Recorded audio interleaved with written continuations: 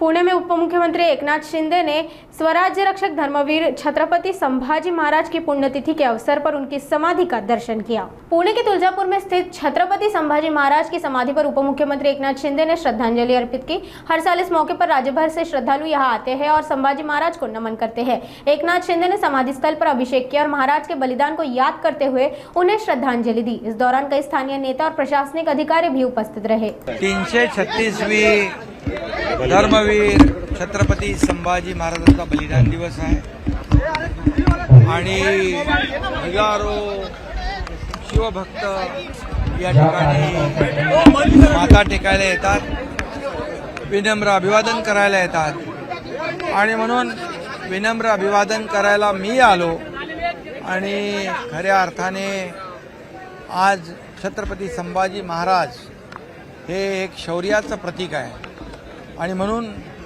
आज इथं हे स्मारक जे आहे हे तीर्थक्षेत्र होईल। मी मुख्यमंत्री असताना जवळपास 350-400 कोटी रुपयाची तरतूद केली आणि वडू तुळापूर एक छत्रपती संभाजी महाराजांच्या शौर्याला साजेस या ठिकाणी तीर्थक्षेत्र होईल, तीर्थस्थळ होईल। हजारो लाखो लोक इथे येतील, प्रेरणा ऊर्जा घेऊन जातील, याचं पावित्र्य राखलं जाईल आणि म्हणून या ठिकाणी जे काही लागेल सरकार कुठेही मागे पडणार नाही।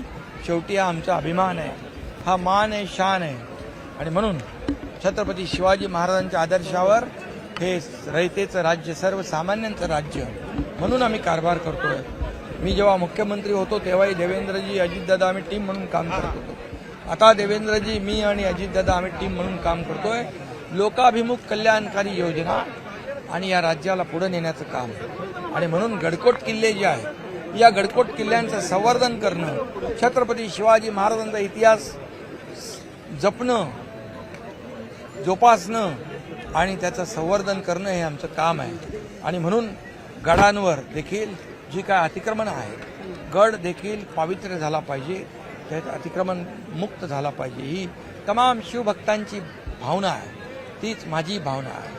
आणि छत्रपती संभाजी महाराजांचे हालाल केले, अनन्वित छळ केला औरंग्याने, त्यामध्ये औरंग्याचं कौर्य आणि छत्रपती संभाजी महाराजांचं शौर्य आपण पाहिलेलं आहे।